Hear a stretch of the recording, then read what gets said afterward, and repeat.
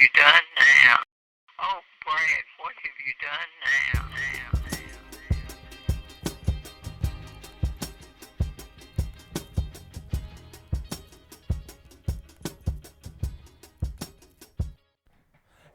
Hello, everybody, and welcome to the Brad Gilmore Show on demand. Another great episode for you. Welcome back to the show. It's been an interesting couple weeks for me here at the Brad Gilmore Show and doing a lot of things in my career. We have a great episode for you today, though. Today, I have the one and only Joe Toplyn. Joe Toplyn is the author of comedy writing for late night TV. How to write monologue jokes, desk pieces, sketches, parodies, audience pieces, remotes, and other short-form comedy. A textbook for a guy like me who has grown up loving Johnny Carson and The Tonight Show and David Letterman and Jay Leno, Conan O'Brien, so on and so forth. Awesome read for me. Joe and I talked a couple weeks ago, maybe about a month ago, and we talked about his career in writing. He wrote for David Letterman, wrote for Jay Leno, and a multitude of other things. So we got to talk about it all. He even wrote for Chevy Chase in the short-lived Chevy Chase late-night television show. So we're going to talk about all of that today on the podcast with Joe Toplyn. But one thing I really want to talk about here at the top of the show is I've got to make a little plug. I don't make a lot of plugs often anymore, but I got to make a plug. August the 3rd, 2017. We're going to have a monumentous occasion in my life, at least for me. On that day, at 7 o'clock, Houston, Texas time, that's Central Standard Time, I will be attending a red carpet premiere for the romantic comedy Live, Love, Laugh, directed by DJ Young Sam. And I'm excited for this because this is my big screen debut. Yes, I shot this movie a couple years ago, and it's finally coming out. I had a small role, but an impactful one. You can see me in the trailer. I play a guy named Donnie Williams, agent to the stars, and I'm trying to sign a new client, kind of like Ari Gold, and I got to kind of tap into that a little bit. I had a lot of fun with the project, and actually after seeing the scene kind of cut together and seeing the trailer, I gotta say the acting bug has started a little bit, brother. It started a little bit, but I just want to plug that. If y'all are in the Houston area, you want to go to bdboent.com. That's bdboent.com. This is taking place in River Oaks, baby. The Big River O. 2009 West Gray Street here in Houston, Texas. Like I said, go to that website, bdboent.com. You can get your tickets there. As well as if you look at my Instagram or Twitter page, I'm sure I've tweeted a link out about it already. So enjoy. If you want to come out, check it out. We'll take some pictures. We'll have some laughs. And we'll see how much of an idiot I look on a massive big screen.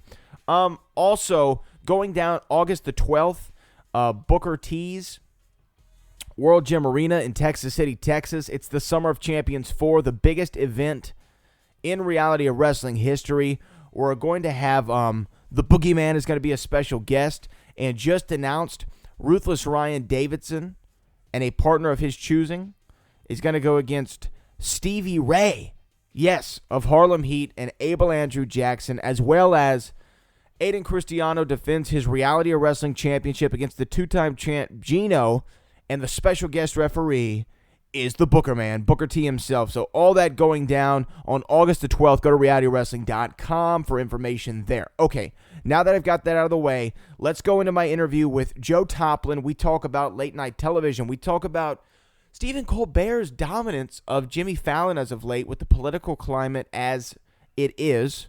He seems to be thriving. We also talk about when Conan left The Tonight Show and the craziness that ensued and much, much more. So y'all check it out. My interview with the one and the only, the author of an amazing book called Comedy Writing for Late Night TV. Here he is, Joe Toplyn. Hello, everybody. Welcome back to the show. Brad Gilmore here. A very, very, very special guest on the phone with me right now. He was on the writing staff for Late Night with David Letterman, co-head writer of The Tonight Show with Jay Leno, and then the head writer of The Late Show with David Letterman, of course, or the Late Show with David Letterman, of course, and written for several other projects on television. Nominated for over a dozen Emmy nominations. Really amazing career. I'm pleased to have Joe Toplyn on the phone with me right now. Joe, how are you? I'm great, Brad. Hey, thanks for that generous introduction. Hey, no problem at all. I mean, your career speaks for itself. I'm holding your book in my hands right now, Comedy Writing for Late Night Television, How to Write Monologue, Jokes, Desk Pieces, Sketches, Parodies, Audience Pieces, Remotes, and Other Short-Form Comedy. Really, if anyone out there is a late night junkie like I am, I found this book on Amazon, and I sped through it in probably about 2 weeks to really kind of absorb everything. And then I started following you on Twitter, and I was like, man, here's the thing. As a university student, you spend a lot of money on textbooks, right?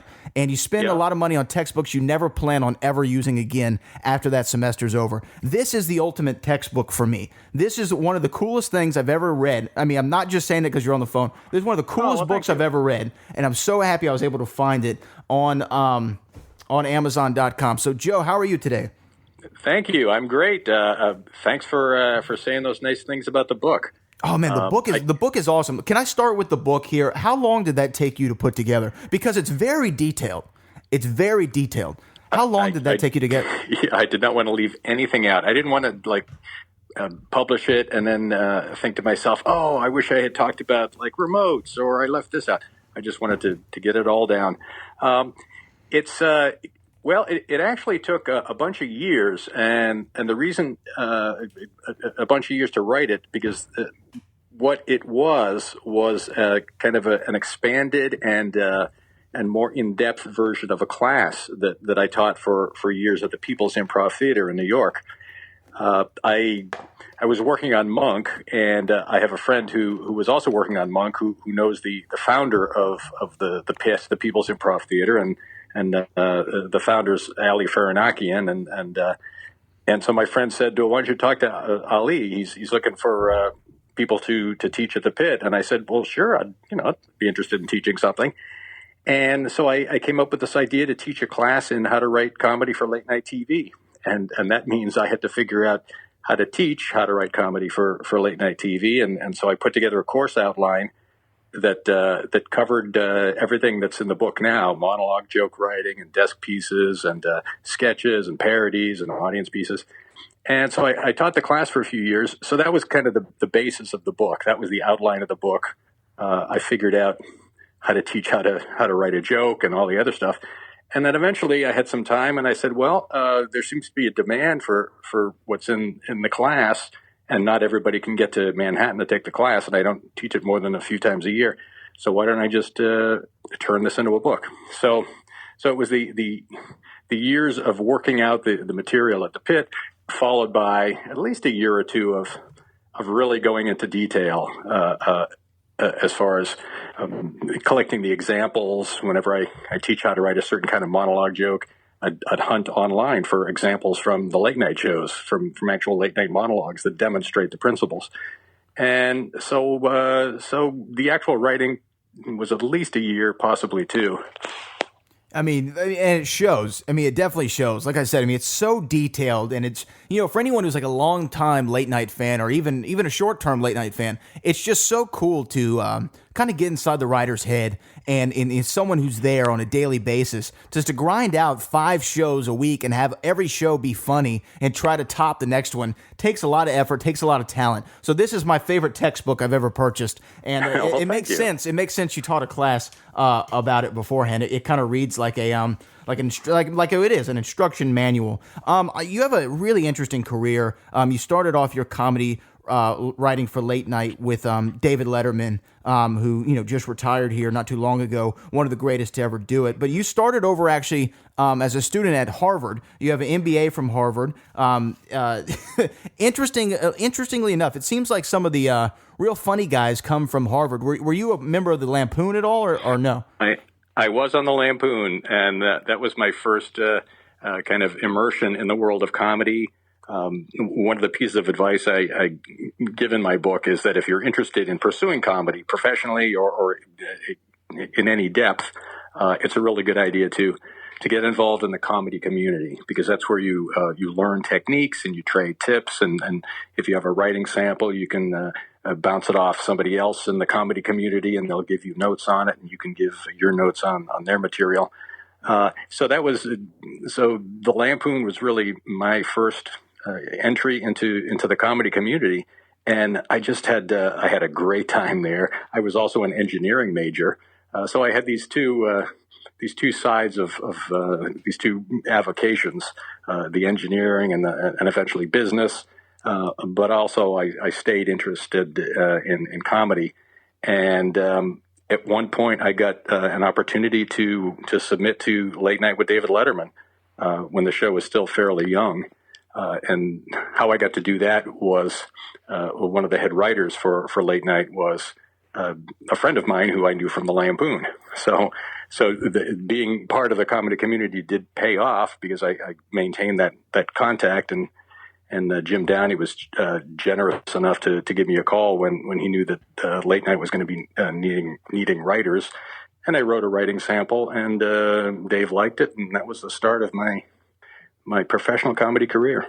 So, first day working at the Late Night with David Letterman, of course, the show that he started on over on NBC for, I think it was 13 or 14 years he hosted that show. On your first day in, did you ever hear the rumors about David Letterman before? I know that you said it was early in his tenure, but I always heard the rumors of Dave was a very interesting guy to work with. Did you have any of those? Did you know any of those rumors going into it? And how was your first day at the show? Well, in the early days, Dave was a lot more accessible to the writing staff than he was later on, and especially during the CBS years. But my first day was there were 4 or 5 writers on the staff who were leaving. And they were the ones who created the openings for me and a few other writers to join the staff.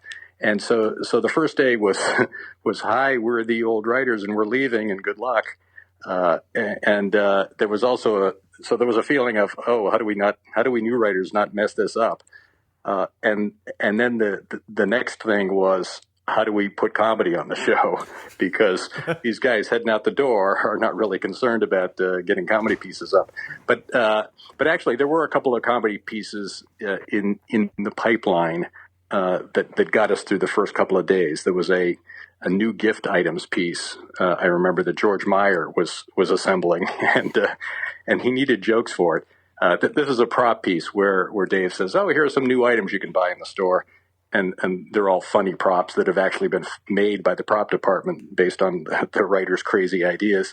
So George Meyer was putting this piece together, and bless him, he looked at some of I had happened to have written some wacky prop piece ideas for my writing submission, which I had just used to get a job.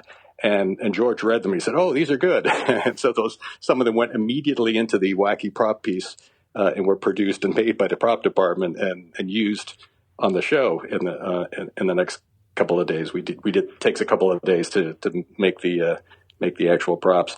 So my first day there was what are we all going to do? How do we keep this going? How do we top what comedy's already been on the show? Because George Meyer and Merrill Marco and Jim Downey and all of the original writers, Max Pross and Tom Gamble, were really good at creating pieces for the show that we could then just keep doing, and also setting a tone with Dave for what the comedy should be and what the show should be like. So our job was basically to keep doing that, and hopefully do it in a fresh way, to come up with new pieces like the ones they've been doing. But they really kind of set the template that made it a little easier for us to kind of keep the show going during that after that change of staff.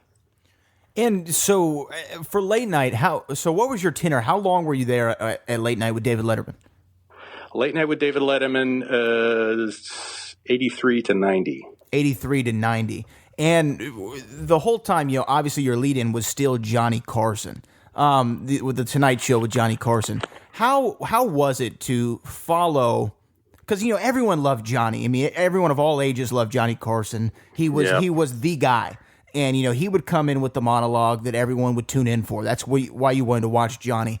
Your comedy on Late Night with David Letterman was to a different audience, wouldn't you say? A more younger, maybe a bit hipper of an audience, not so much the catch-all everyman style of Johnny Carson. Was there a distinct, or was there a plan in the writing room? Did y'all have a certain vision for Late Night with David Letterman to make it specifically different than the Tonight Show with Johnny Carson? Obviously, it's going to be different because of the hosts, but was the writing was it skewed to be purposefully different?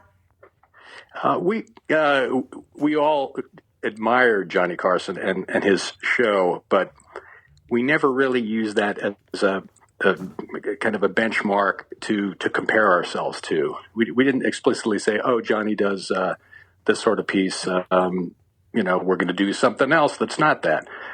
It was, if there was any talk about that would have taken place before I arrived at Late Night, between Merrill Marco and Dave. And I think that the sort of comedy that we did on Late Night was more just a reflection of what Dave and Merrill wanted to do and what the rest of the writers convinced Dave to do, than it was like a conscious reaction against Johnny in particular. I think it was more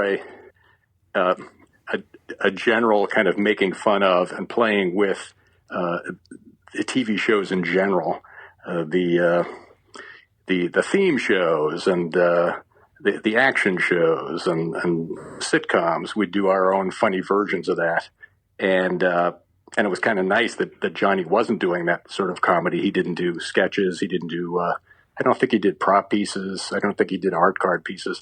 There are a lot of pieces that we did because we wanted to do them and Dave wanted to do them, that Johnny just wasn't doing. But we did them because we wanted to do them, not because Johnny wasn't doing them.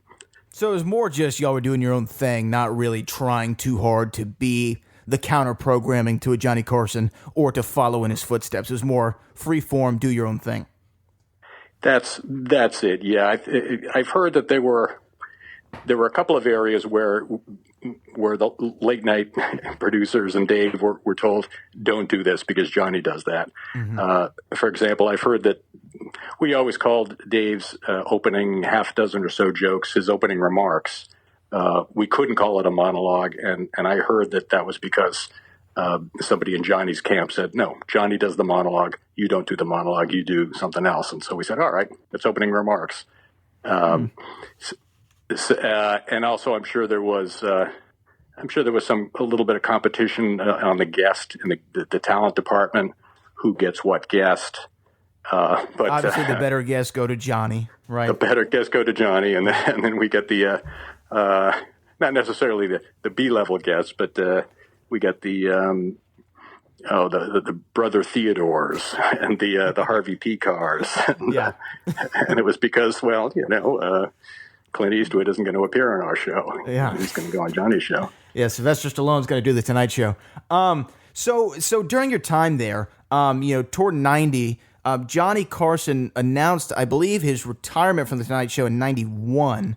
But there's that interesting movie. I'm sure you've read the books. I mean, I know I've read them backwards and forwards a million times, the Bill Carter books.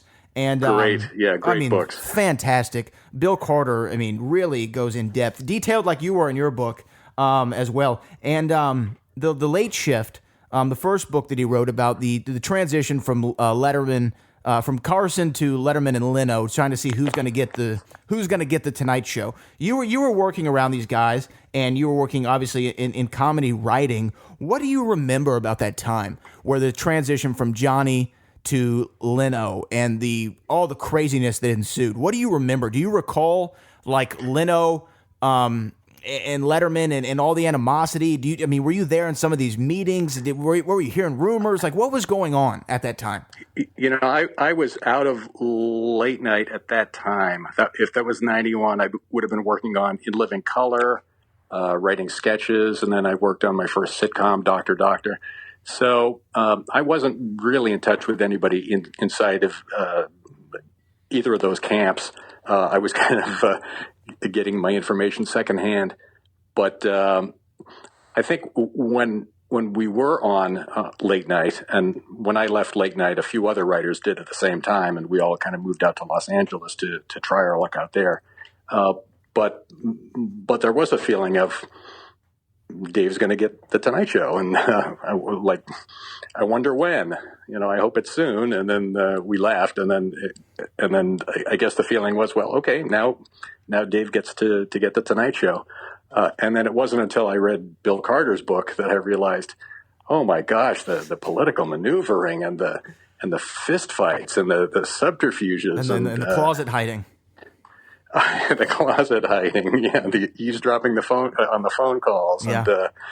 And so it was really a fascinating story. And knowing both Jay and Dave, a lot of the book rang true. I can see both sides. I can see why Dave was the heir apparent, and he's earned the position. He's earned the Tonight Show, but at the same time, Jay's really funny, and he's really good, and he did a great job guest hosting on the Tonight Show, and I could see where his personality and his willingness to work with the affiliates and all the stuff that all the responsibilities that a host of one of these shows has, in addition to just doing the comedy and being on camera. I can see where NBC valued that too. So to me, it was fascinating how it played out. I mean, yeah, it's one of the most interesting stories of all time. And then there's also the HBO movie of the same name, where it's all acted out by a myriad of actors. Now, so you were in L.A. writing. You said your sitcom Dr. You were working on In Living Color in 1990, 1991. When did you go back into late night and start working again with Jay Leno? Because I know you went and started working on the Tonight Show after late night. So what made you go back to late night television? What drew me back to late night television was the Chevy Chase show. Oh yeah, the classic. Yeah, that was. We all thought this was going to be great. Everybody loves Chevy.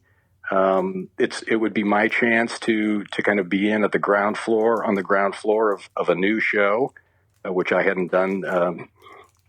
I certainly didn't have any kind of leadership role on any other startup show, and this would be my chance to kind of, hire a staff and give input on the direction of the show and the tone. So yeah, I was co-head writer on the Chevy Chase show, and it didn't last long at all. But it was fun. Was it nine episodes? I think that it went or something like that. It was 5 weeks, and I think it was 23 episodes. 5 weeks, okay, 5 weeks. Okay. 5 weeks, 23 episodes.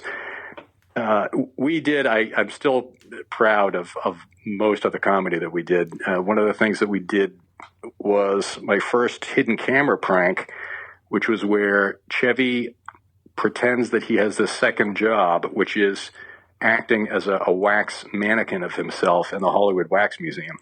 So it's this remote tape where Chevy kind of clocks in at the Hollywood Wax Museum, goes upstairs, puts on this heavy makeup, and sits down in a tableau of waxen late night talk show hosts, Arsenio Hall and people like that. And then he startles tourists coming through the gallery of late night hosts.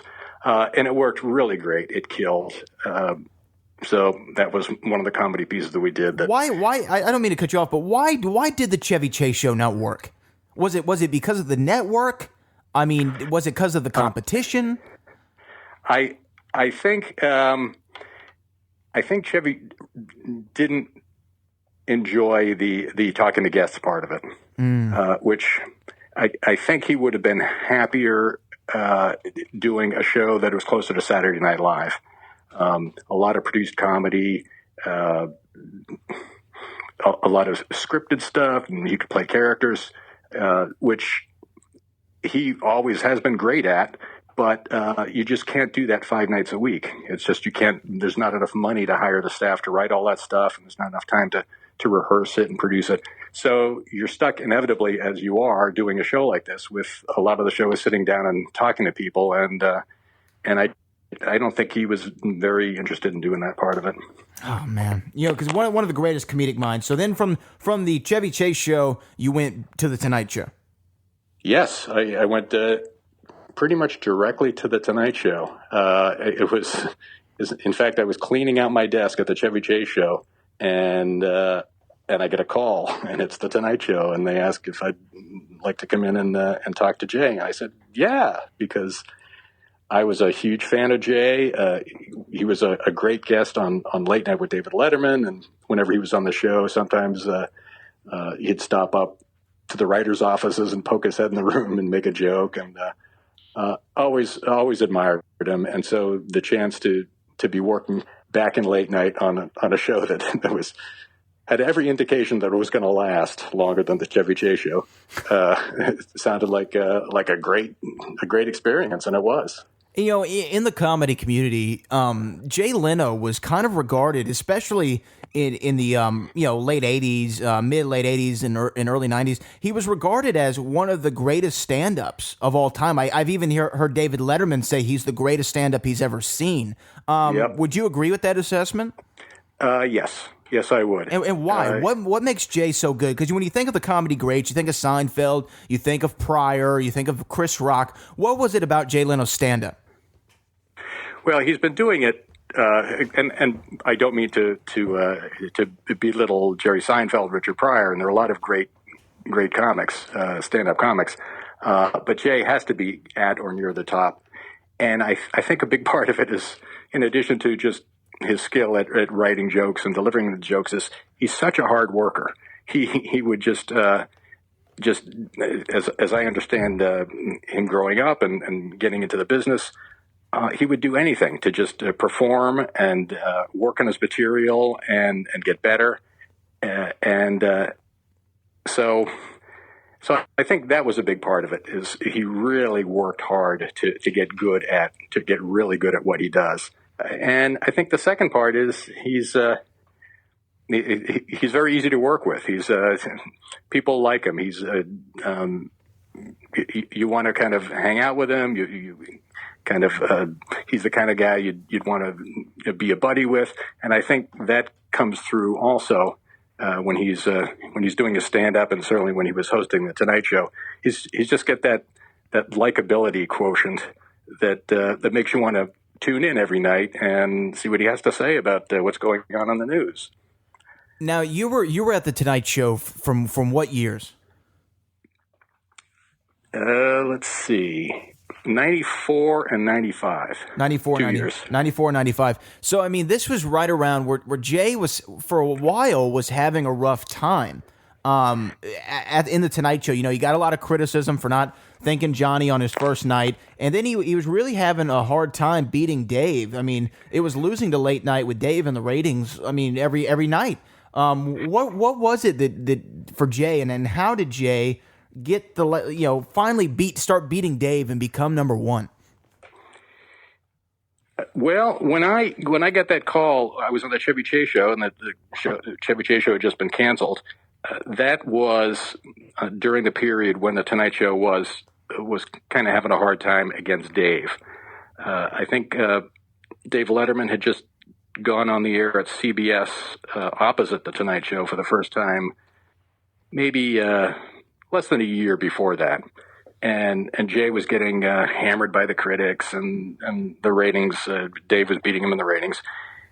And so it was kind of a tough time. And I think that's one of the reasons why the Tonight Show, I don't know whether it was network executives or Jay or producers, decided, well, let's try and beef up the comedy a little bit. Let's bring in another comedy guy, which turned out to be me. So I got over to the Tonight Show, and Jay was great. The staff was great.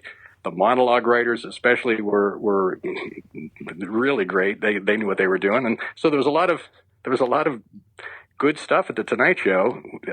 There just kind of had to be a little bit of adjustment. And so that's kind of what I did was I just started throwing in suggestions. Let's try this. Let's try this. Ooh, that worked. Let's do more of that. Just all the old tricks that I learned working for Dave. If a comedy piece is working, do it again, do it again, do it again until people get sick of it, and then do something like that, and then do that again. Because there's a lot of comedy slots you have to fill up on every show. So ideas are very important. So that was one thing that I think started to help the Tonight Show regain its footing and close the ratings gap with Dave was we started doing comedy pieces that I knew that Jay would be great at, but at the same time that Dave would never do. Anything that involved Jay wearing a costume, he would do, but Dave would never put on a costume. He'd never wear like a funny hat or anything for comedy. So that was the kind of piece that we would have Jay doing. Dave had stopped at that point going out onto the street to do what we call remote pieces. He used to be great at those. He used to do them all the time. And they were just really solid comedy pieces on a show. And Dave stopped doing them, and Jay was happy to do them. So he said, all right, let's keep doing these remote pieces. And every Wednesday, Jay would go out no matter what was going on. The show would end, and it would be, okay, let's go out and do a remote piece. And one of the pieces that we did that was very successful that the show had already been doing when I arrived, but it was one of the pieces where I said, wow, that's great, let's do that again, was a jaywalking piece. The jaywalking piece is where Jay goes out and asks people on the street, just average people, questions that they really should know the answer to. And they inevitably did not know the answer. And that would be funny, and you edit them together, and you have a funny comedy piece. So that's an example of a piece that Jay could do and was great at and was really good that Dave wasn't doing at that point. And then there was the O.J. Simpson murder case. The O.J. Simpson murder trial was a huge story that arose when I was there, and the staff and Jay just kind of figured out a way to extract comedy from that horrible double murder, and it was a tricky challenge. Like, how do you make jokes about something that is so horrible when you think about the details, but at the same time, people want to hear you address it in your comedy, because the whole country was talking about OJ and what happened, and Judge Ito, and where's the real killer, and so that was another example of something that we did on the Tonight Show that Dave was not doing, which is we did a lot of comedy about the O.J. Simpson trial, and so that I think helped kind of the ratings increased a little bit more. Maybe we got a new studio for Jay. He used to be in the old Johnny Carson studio, and then we did a week of shows in New York where he was closer to the audience, and he came back to Los Angeles and he said, what do you think about a new studio where I'm closer to the audience? Because that really felt like more me being a stand-up, which is what I like to do. So NBC moved across the hall, built him a new studio, and that gave the show a whole new look that was not like Johnny's Tonight Show. It was Jay's Tonight Show. So a bunch of factors that eventually started to close the rating gap. And then we had the fortuitous appearance of Hugh Grant. Actor Hugh Grant had just gotten arrested with a prostitute on Hollywood Boulevard, something like that. It was like a huge pop culture show business story. And to his credit, Hugh Grant was booked on the Tonight Show and did not cancel. He agreed to come on the show as planned. And so we knew that a lot of people were going to tune into that particular episode.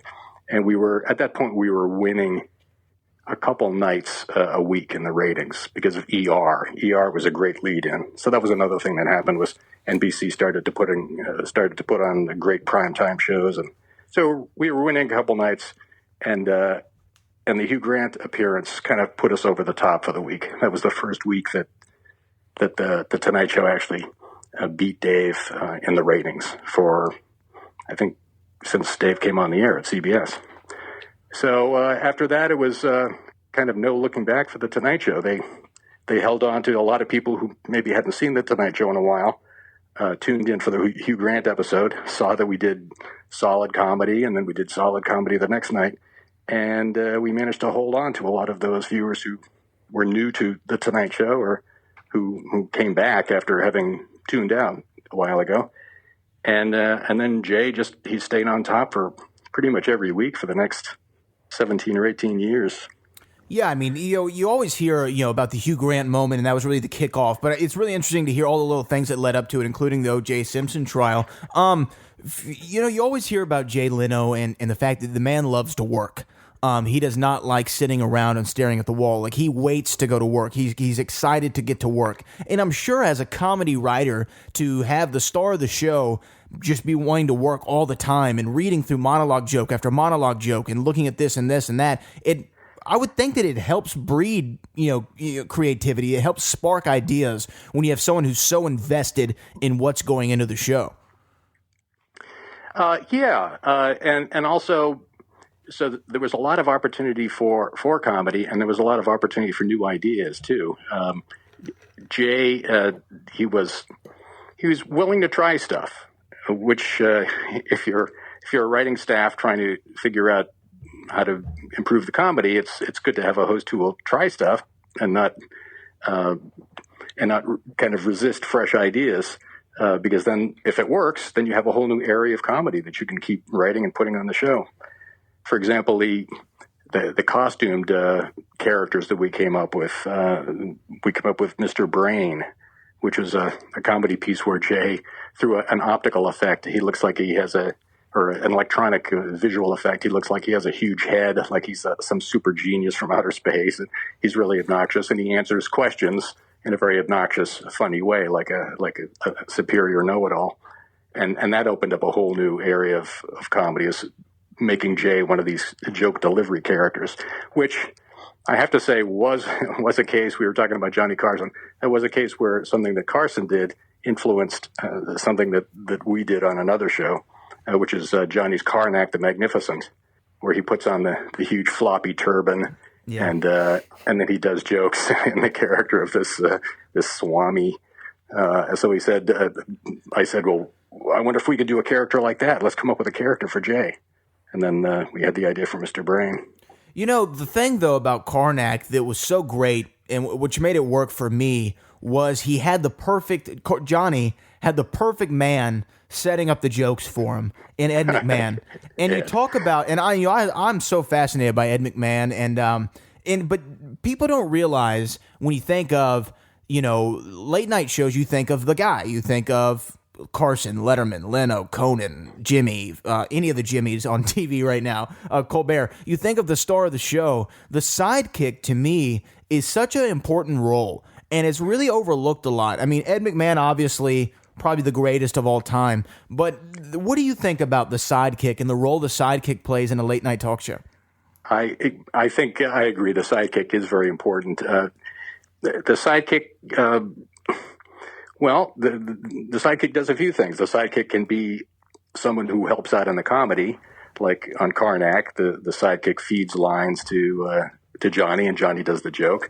And Jay had sidekicks doing that too. They usually it was Branford Marsalis, and could have been the announcer Ed Hall did it for a while. So it's good to have someone who you can include in the comedy when you need somebody to do the setups, for example. And also it's the sidekick can add a kind of an outsider's perspective. Like if the host says something and the sidekick thinks, "Oh, I wonder if that was clear for the audience," the sidekick can be the one to say, "Oh, you mean this?" And then the host has the chance to clarify. And the sidekick can be a sounding board during the show if something odd is happening, if an interview is going sideways. The sidekick can kind of be give feedback to the host and allow the host to kind of make an adjustment about what to do about this interview. So yeah, the sidekick is like your best buddy, the host's best buddy, your best friend on the show, and has your back and helps where needed to help make the host look good. Do you think Ed McMahon was the best? He was certainly great. And there have been so many sidekicks. I think Paul Schaefer, Another great one, has been just world class, especially in the area of participating in the comedy. I did plenty of comedy pieces where Paul was acting. I was acting with Paul, and he always nailed the comedy. He always did everything we wanted and more, as everything the writers did and wanted him to do and more. And very, very great guy, and also great during the show. Really did all those things that I was talking about sidekicks doing. He did that for Dave. Yeah, Paul was terrific. Paul was a great, sometimes you forget about Paul Schaefer. He was fantastic. So you were at the Tonight Show for those 2 years, 94, 95. And then after that, you went back to David Letterman, right? And you went to work for the Late Show. That's right. Back to the Late Show, back to the East Coast. I just decided I had a family, and I just wanted them to move back east. I wanted my kids to have an East Coast upbringing, and so I worked for Dave for another 6 years at CBS at 11:30. So that was from 95 to early 2000s or 2001, Yeah. 2002. And that was really, I think, when David Letterman, went from late night talk show host to kind of cultural icon, pop cultural icon in those years. I mean, obviously he was there in the 80s and the 90s, early 90s, but I think that he really reached, he reached almost that Carson level. You know what I mean? To Yeah. where it's like he was so important to television and especially, and if you were there in 2001, I mean, David Letterman was kind of the guy that everyone looked to in late night after 9/11. And, and he was the leader. He was the leader of the late night pack. As much as Jay Leno was number one in the Tonight Show, Dave was really the leader. Yeah, he was, especially being in New York for the tragedy of 2001, 9/11. He was the person everybody turned to kind of help us define how to process this and how do we go on and what's happening with the world. I remember I was in the office. We were working that day, and I watched at least one of the towers fall, and it was just people were just stunned. And I don't think we were doing a show that night, so we just kind of all went home. And boy, I don't know what I would have done if I had to be the one to come back on the television and kind of do a show and kind of summarize what we were all feeling and give voice to the incredible tragedy and our feelings. But Dave did it, and he was just he was the spokesman for I think what we were all feeling. So amazing job. I mean, incredible job. So you're working for David Letterman for a long time. How was he different from the late night years compared to the CBS Late Show years? Well, at that point, by the time we get to CBS, there was a time early in his tenure at CBS when he was still doing the remote pieces, a lot of them that he used to do on late night. He was still doing some prop comedy. But at that point, I was on the Tonight Show. But when I came back to work at CBS, I was kind of a little surprised that he wasn't as willing to do the comedy that he used to do on late night, because that's what I remember most fondly about late night was just Dave would be pretty much willing to try anything, any sort of comedy piece that you could come up with. He'd say, "All right, sure, I'll ride through a car wash in a convertible with the top down. Why not?" and he would do it. So I came back to CBS, and I hadn't realized at first that he was really leaning away from a lot of that comedy that he used to do, and he was transitioning more toward what you were talking about, more of someone who, like a broadcaster, someone who kind of spoke to the audience and was less concerned with doing these produced comedy pieces.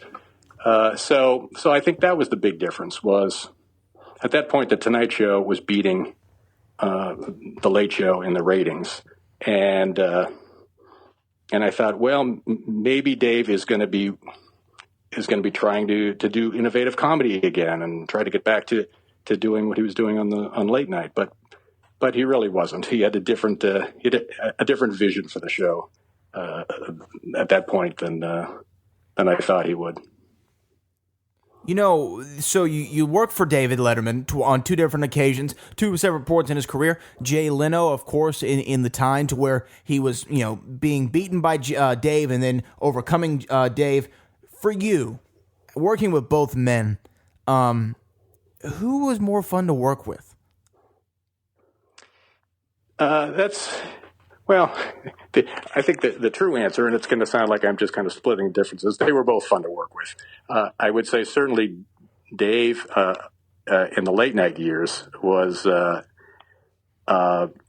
just he was just great. You'd write something and he'd say, "Sure, I'll ride on a flatbed truck on my desk at 60 miles an hour, do a comedy piece."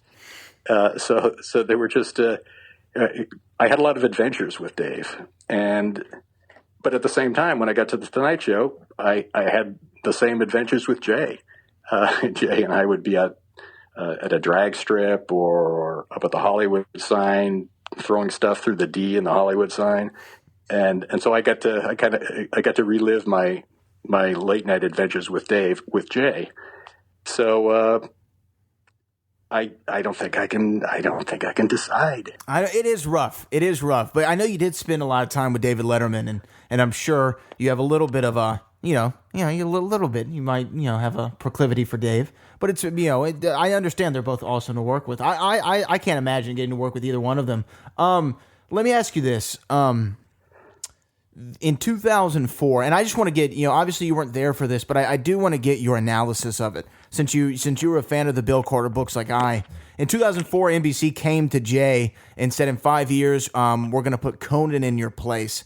And then they moved Jay to the prime time slot, and we all know what happened after that. They wanted to move Jay back to 11:35. Conan didn't want to go to midnight. That whole time. Yeah. Very, very interesting time period. The subject of Bill Carter's second book. If you, and I know you're a comedy writer and you're a talent, so it's hard to look at it from the other side. But if you were NBC and you were trying to make, a decision on what to do you think, because I think of it all the time, and really when you look back at it, they made a decision that made sense for them and made sense. They got to keep both of their stars and everyone's happy. When you think of that time, would you have done anything differently? And what do you think of the way that whole situation played out? It played out very awkwardly, and I think it really made NBC look bad. I think they. It's so hard to second guess. I think they were probably. You look at the situation, and Jay was number one in late night, and yeah, I guess NBC was looking at it and they were saying, "Well, is Jay always going to be number one?" And they said, "Well, we have to plan ahead. We have to start the succession." I think that might have been a little premature. I think if you've got the host of the number one show in late night, you'll let him keep doing what he's doing. And I realized that Conan was champing at the bit and wanted more than 12:30. But I'm also a huge fan of Conan, and I've worked on that 12:30 show, and I know how much fun that can be. So I suppose a possible solution would have been just push everything back. Just say, Conan, can't you here's another dump truck full of money. Just go back a half hour. Do the great show that you're doing. Well, I was going to say stay at 12:30. Okay. Stay at 12:30 for a while longer, and we'll pay you a lot more money because he does a great show, but he still does a great show on TBS, and so then if they could have maintained the status quo a little bit longer, I think that might have been a better solution. And just express their appreciation for Conan in a different way. I just think though that Conan, I love Conan at 12:30, And, you can make the argument maybe he didn't play well at 11:35. I remember watching those first Tonight shows for Conan, and I actually thought they were really good. I enjoyed Conan as the host of the Tonight Show. But I think, though, he should have just moved back a half hour. I know that he had that whole thing about, it's the franchise of the Tonight Show. I don't want to destroy it. But I really think moving back a half hour, you're still the host. Jay's only going to do it for 3-4 more years. Hold out until he's done doing his half-hour show, and there you are. I really think that would have been the best thing for him. Yeah, maybe so. It's because as much as I love Conan, now he's in TBS, and I hate to say it, as much as I love him, he's kind of just floating in no man's land. Like he's not talked about as much anymore now that he's on TBS. Yeah. Well, who knew how this was all going to play out? Yeah. And I think TBS I think he just signed a new contract at TBS. Yeah, so he gets to. I mean, it's all about, under the circumstances, if it were me, I would be thinking, I still get to do what I love doing. And, I still get to have my own show and do smart comedy and be funny. And I really do think he has some of the funniest, best written comedy in late night. Yeah, Conan's sharp. Conan's real sharp. I love the stuff that he does on his show. He really makes an effort to come up with fresh ideas. I think they're a higher priority for him than they are for some of the other late night shows. Yeah, his remote pieces are really good. Yes, and he still does the remotes. Who else is doing remotes? Mm-hmm. James Corden does remotes, I guess. Jimmy Fallon doesn't do remotes. No. I don't think Seth Meyers does remotes. I think Jimmy Kimmel, when he does have remotes, I don't think it's Jimmy on location. I think it's somebody else. So yeah, Conan's doing that too, which nobody else really does in late night. Let me ask you this: a couple more things before we get you out of here. I mean, this has been an awesome conversation. I could talk to you all day. There's a lot being made. I follow you on Twitter, and what I love is you put out kind of like monologue style jokes on your timeline at Joe Toplyn on Twitter. And what I've noticed, thanks for the plug. No problem. What I've noticed though is that you definitely play both sides of the political spectrum. You had a joke just yesterday about Hillary Clinton and her election loss. I mean, you definitely have jokes about Donald Trump, and you play both sides of it, which I think is what Jay always did, is what Johnny always did, and it's what Jimmy Fallon is doing. And he's been the subject of a recent New York Times piece. I saw an article on theringer.com about how you can no longer be apolitical under Donald Trump as a late night host. And you know what? There's some merit to the argument because he's slipping in the ratings. Stephen Colbert, who had a really, really rough start as the host of the Late Show, taking over for Dave, is now creeping up, and he might win the television season, which would be the historic for that franchise. Do you think though a late night show host has to be politically slanted in order to be successful right now? Well, I think it depends on what you mean by politically slanted. Yeah, when I write my little Twitter jokes, I do aim for the same target that Jay aimed for, and that's everybody. If you're the host of the Tonight Show or the host of the Late Show, I think your job is to be number one at 11:30, and that means attracting as many viewers as possible, and that means not alienating half your potential audience by delivering a joke that is so slanted that half the audience is going to say, well, I don't like you, I'm not going to watch you anymore. So I think it's definitely possible to do political comedy. In fact, I think it's essential to do political comedy. But I think I've read a couple of these articles you're talking about, and I think you can make a joke about Donald Trump or a joke about Hillary Clinton that pretty much everybody will laugh at, or at least be willing to laugh at. So that way you're making a political joke, but you're not alienating half your potential audience and causing your ratings to take a nosedive. So I think it all depends on fine tuning your writing.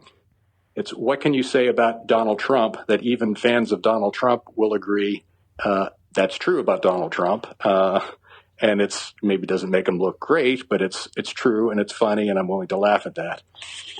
I think it's when the punchlines to your jokes are, "Oh, Hillary Clinton is Hitler and Donald Trump is Hitler," that people say, "Well, wait a second."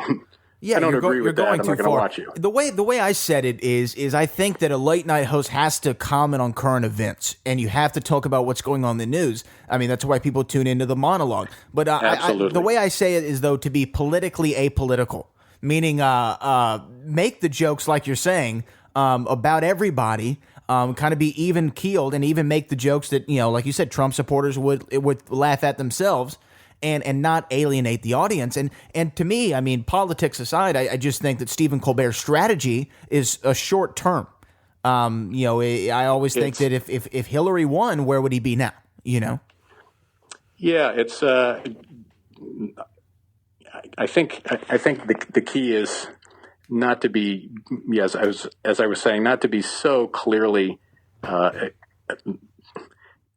kind of one-sided, and what was it? In fact, Colbert got in trouble for a joke that he told a week or so ago, but something about Vladimir Putin, something holster. And yes, of course, yes.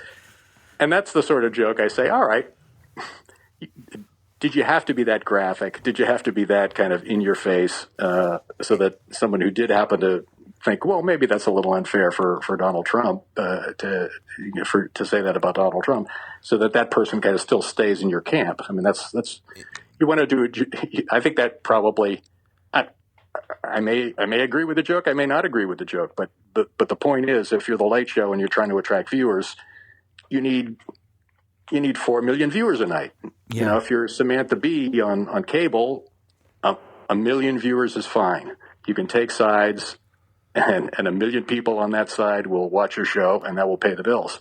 If you're hosting a big-time network talk show, 1 million viewers is not going to be enough. You need 4 or 5 million. And I think Jay was getting like 5 and 6 million when he was hosting the Tonight Show. So you have to appeal to a mass audience. And yes, you cannot avoid the big stories. You have to talk about Trump. You have to make jokes about Trump. But you do it the way the Tonight Show made jokes about O.J. Simpson. You don't make jokes about the bloody murder victims and the slashed throats and whatever the graphic details are that remind people what a horrible tragedy it was. You make jokes about Judge Ito or Marcia Clark or the jury or Kato Kalin, the media coverage and the frenzy and all the other stuff. You find a way to make jokes about what people are talking about without making them not want to watch your show, and that's a writing challenge. Yeah, and I think it's smarter comedy to be able, I mean, a lot of the times people think that the broad joke is the obvious joke, but to me, I think it's smarter comedy and tighter comedy to write jokes that are very funny that everyone can laugh at and play in all parts of the country, not just a coast or what have you. And I think that you pointed out something that I think is really interesting. I think maybe Stephen Colbert has carried over his cable.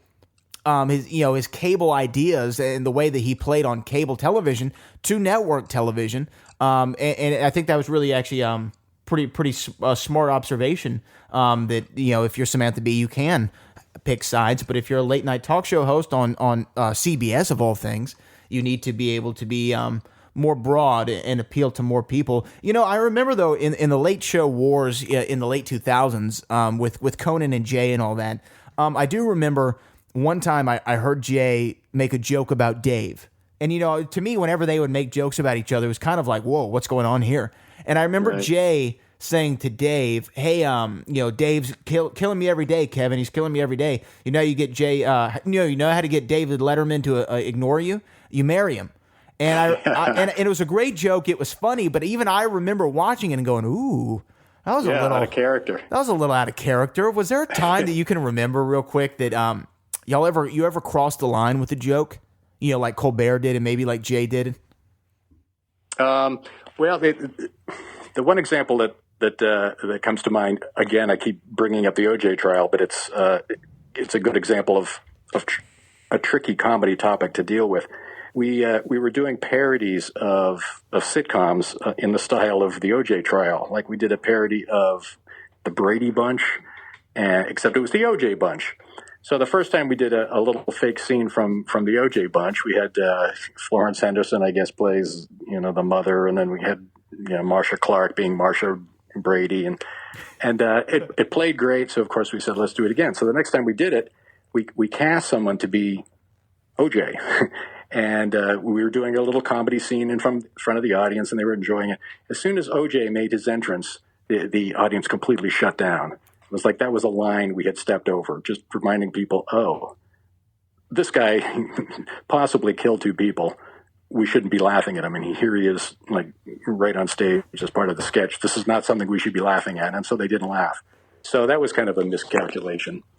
I have a sample Trump joke, if you want to hear this. This is a joke Okay, this is an example of, I think, a joke where even if you were a supporter of President Trump, I think you might still laugh at this. Today was tax day 2017, even for President Trump. He promised to release his tax returns as soon as he filled out a Schedule FU. See, that's funny. I like that. I'm here in Texas, and I think people in Texas would find that funny. Yeah, it's like, it's okay. Trump would say that's how he would react to people asking him to release his tax returns. He would say F you. But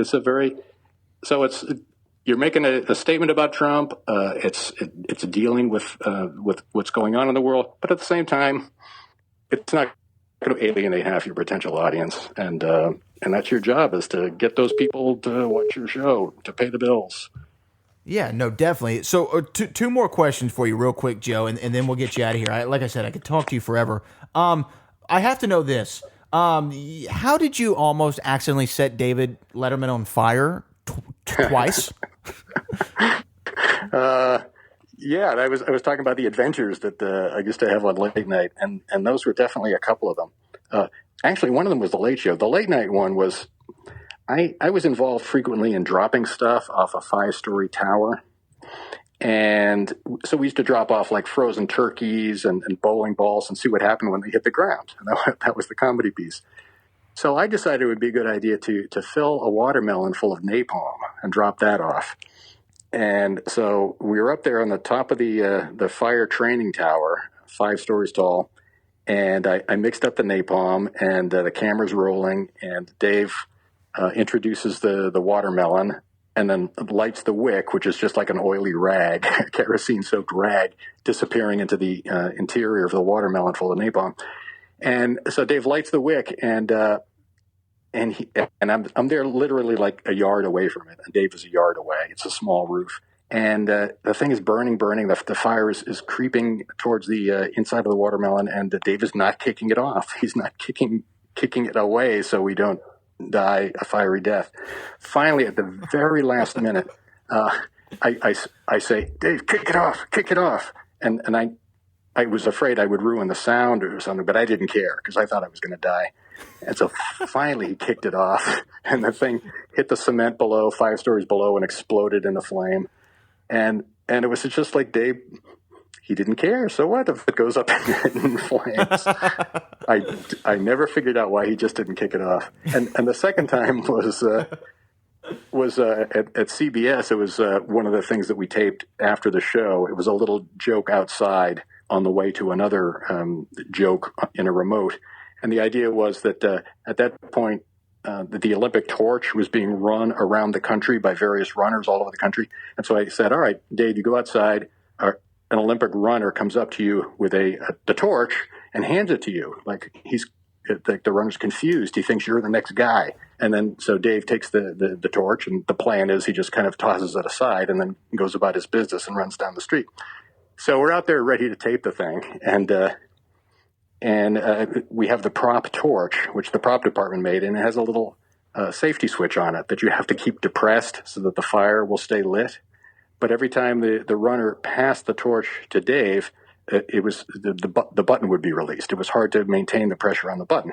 So logically, what would you do? You would tape the button so that the button would remain like on, so that the fire would not go out. So the cameras are rolling. The runner's running down the street, flaming torch. Hands Dave the flaming torch. Dave looks at it as planned, tosses it aside. And the flaming torch rolls underneath the gas tank of a Lincoln Town Car parked at the curb, which nobody had noticed for some reason. So and because the dead man switch has been taped, the fire is burning under the gas tank. So Dave's security guy happened to be there, and he ran over to the driver's side of the limo. He's pounding on the window, saying, "Move the car! Move the car!" So luckily, the Lincoln Town Car pulled ahead off the flaming torch before the car, and everybody within 30 feet of it was covered with flaming gasoline. So and it was just, you don't have a lot of time to think about safety sometimes, and sometimes you're an comedy, idiot. Man. Yeah. Sometimes you're an idiot like me who just has no conception of proper working conditions and respect for the host's life. So take two. We went on to take two. Well, there you go. Well, Joe, I really appreciate your time. Joe Toplyn, you can contact him, joetoplyn.com, on Twitter at Joe Toplyn. Buy his book, Comedy Writing for Late Night TV, How to Write Monologue Jokes, Desk Pieces, Sketches, Parodies, Audience Pieces, Remotes, and Other Short-Form Comedy. It's available on Amazon.com is where I got mine, and I believe bookstores everywhere should be carrying this book. So go support Joe Toplyn. Joe, I mean, I could talk to you all day. You're just a wealth of information, Brad. And I really appreciate your time. Thanks for having me. Thanks for asking. It was fun. Hey, hope to have you on again soon. Thank you so much, Joe. Thanks again.